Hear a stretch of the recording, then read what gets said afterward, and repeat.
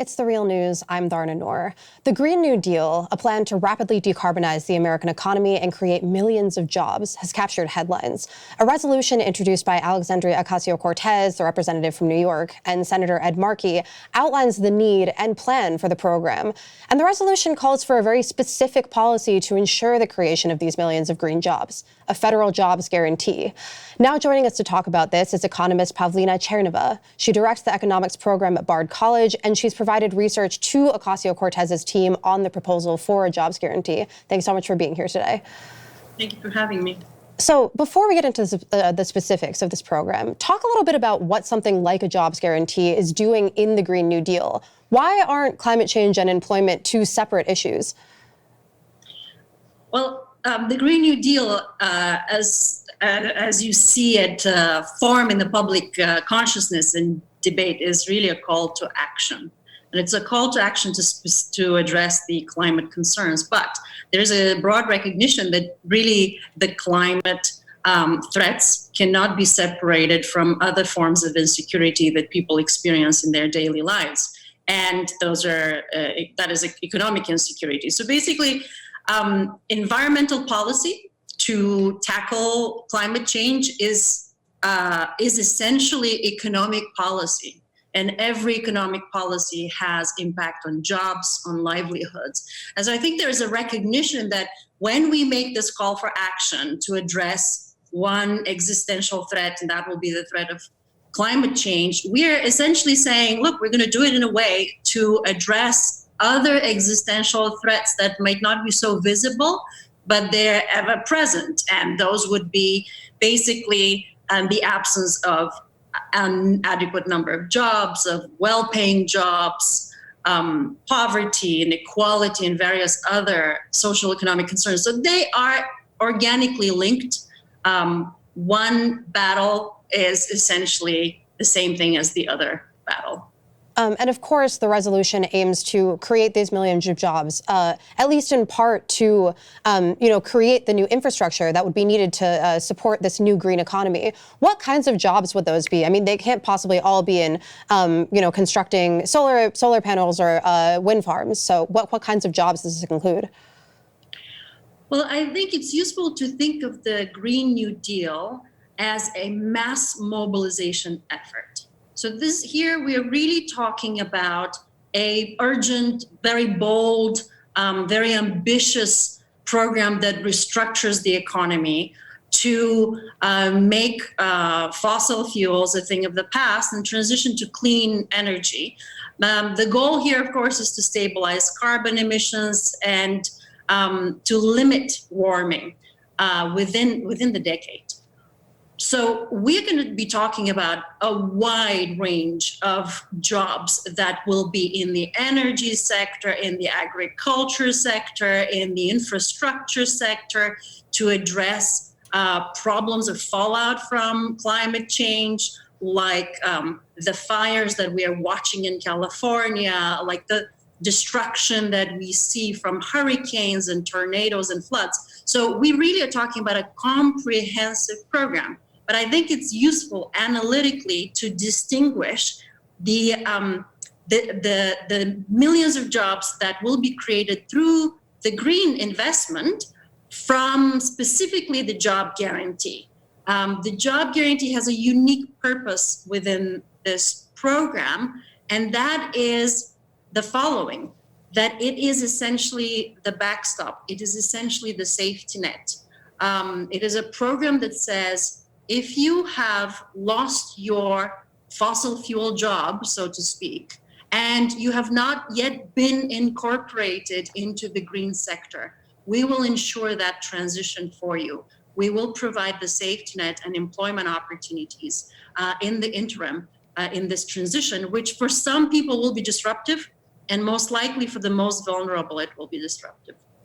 And the New Deal, FDR's New Deal of the 1930s, included protections for organizing with, the National Labor Relations Act, the Wagner Act. The Green New Deal resolution specifies that the jobs created under this jobs guarantee would be unionized. How could the policy protect workers' right to organize? Well, I think that's a very important aspect of the Green New Deal. So here we're talking about inclusive policies. We're talking about policies that will address climate change, but will directly target job creation in the most vulnerable communities that experience the floods and the problems with the absence of clean water and pollution and hazardous site areas. And so we're talking about not only creating jobs, but really creating jobs in some of the most distressed communities. And those communities also have been the ones that have been lacking decent, good jobs for decades. And we have seen not just the deindustrialization of some of these areas, but also the assault on labor rights for decades. So here, the Green New Deal is turning the tide and saying, look, if we're going to be creating the jobs, and this will be a all hands on deck kind of policy, we have to make sure that people are not going to be working in poverty wage jobs. They will be working in decent jobs. So part of that will include a number of labor protections and putting people into union jobs that pay prevailing wages will be one aspect of the Green New Deal.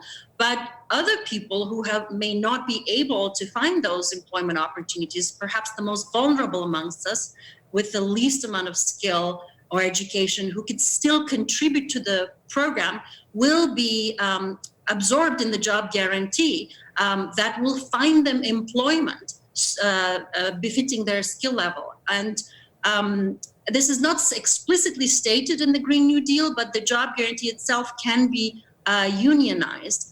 But I want to stress something else.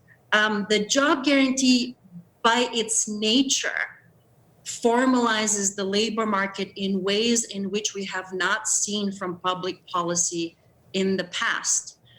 Imagine a world in which we have a guarantee, a job guarantee, as a public option for jobs, as a policy that guarantees a basic economic right that says no one, even the most vulnerable among us, will fall below a certain wage level. And so we will provide jobs at a base wage with some basic benefits. That has a transformative effect on the entire labor market, on the entire spectrum of jobs, because that becomes the standard, and then private employers and public and nonprofit employers will have to meet the standard. So I do want to talk about what that a little bit more. What role exactly should the private sector play in this? Because, of course, so much of the American economy is in the private sectors. I tend to think of these two programs as symbiotic, the Green New Deal and the job guarantee as symbiotic, but somewhat different in their intent and in their macroeconomic effects.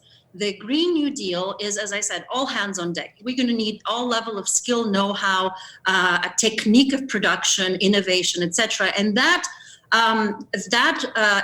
investment, large-scale mobilization, will no doubt have to be led by the public sector. But as a practical matter, it will be some sort of partnership through private firms that already perhaps are employing green technologies and that we need to scale up, and that can be mobilized to help with the transition. So it is important for the public sector to take that initiative, because the private sector so far has not had the incentive to do so and has really made very little, a few strides towards the transition to a green economy. And we really need very rapid response. So that's number one. The second is the job guarantee component. And that job guarantee component, as I said, is a public option. It's a transitional jobs program that allows people to find employment opportunities if they have been displaced from hurricanes, find opportunities if they have been laid off, maybe because of recessions, maybe because of restructuring, and then transition out of that program, either in these large-scale mobilization green efforts or elsewhere in the economy. So the job guarantee has this very specific function of providing a transitional employment opportunity that is well paid, and that allows people to transition in the appropriate places elsewhere in this new economy, green economy. And so we also need the public sector to lead the way there, because unemployment is not something that the private sector resolves on its own. And if you're going to have structural change, you just need to have a backstop, something to capture people in the transition. So if there does need to be some reliance on the private sector or some sort of public-private partnership, how do you regulate how much profit can be made or ensure that private companies don't just overcharge the public sector to make a profit like you sometimes see in the armed industry and other industries? I mean, again, I should say the job guarantee is a public service employment opportunity. Okay. You know, we have worked on that program way before the Green New Deal captured the imagination of the public. And I have always spoken of the job guarantee as a green job guarantee, as one that takes care of environment, of public spaces, of communities, of people, that basically serves the public good, the public needs, and really addresses neglected areas of the public sphere. So the job guarantee has always been a publicly designed, federally funded, but locally administered program to serve the public good. Now, and so I still envision it that way, even as part and parcel of this bigger agenda that we are charting forward. Now, when we talk about transforming the grid, for example, the energy grid, I still think that this has to be a public initiative because, we recognize that the transformation has public concern, widespread public concern. It cannot be done if it is done for profit, and it will not be done adequately if it is done for profit. So as a practical matter, probably private firms will be getting some contracts to put the large scale investment that is necessary. But as it has been done in the past, there are some bidding in the contract process. There are some other consideration in the implementation of these investments that are beyond the scope of profitability. In some cases, the profit margin can be capped. And there are protocols about how this can be done. But because these are investments that serve the public purpose, you have to essentially think of them as utilities that are not run for profit, but are run for the public good.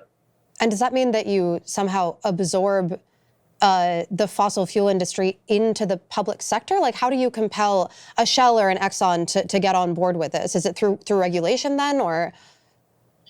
It will have to be a range of these options. The most effective will be simply to put the investment in the alternative infrastructure, because we know that Exxon for a very long time has known the impacts on fossil fuels on climate. We know that, in fact, they led some of the really important scientific inquiry to find that the source of the man-made climate change is burning fossil fuels.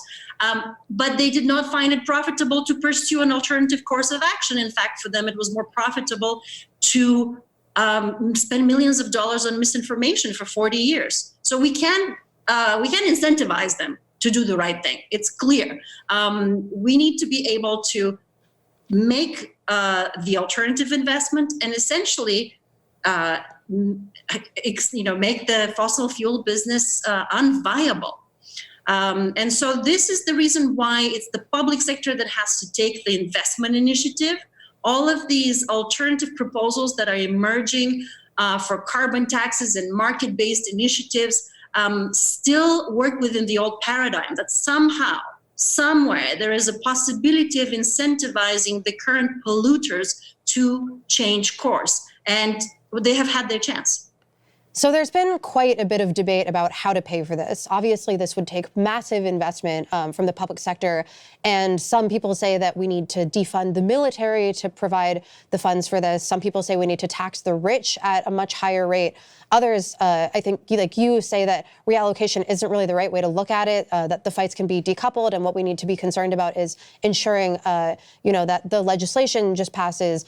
But either way, I think that with a Republican-controlled Senate, a Republican-controlled White House, and even many Democrats who might be wary of passing legislation like this that seems to be so radical and such a so radically different, there's a lot of challenges to be had in proposing any of this kind of legislation.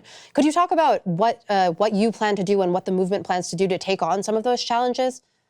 Well, the first thing is, I think the pressure from the public. These are enormously popular programs. The Green New Deal is enjoying overwhelming support. Young people, especially, are behind it. The components of the Green New Deal also have overwhelming support. And so while you may hear that these are somehow radical proposals and viable, every one of their components are extremely popular, from the universal healthcare, which component that enjoys 70% popularity, to the job guarantee component that has 65% popularity, to the Green New Deal that is also in the 60s.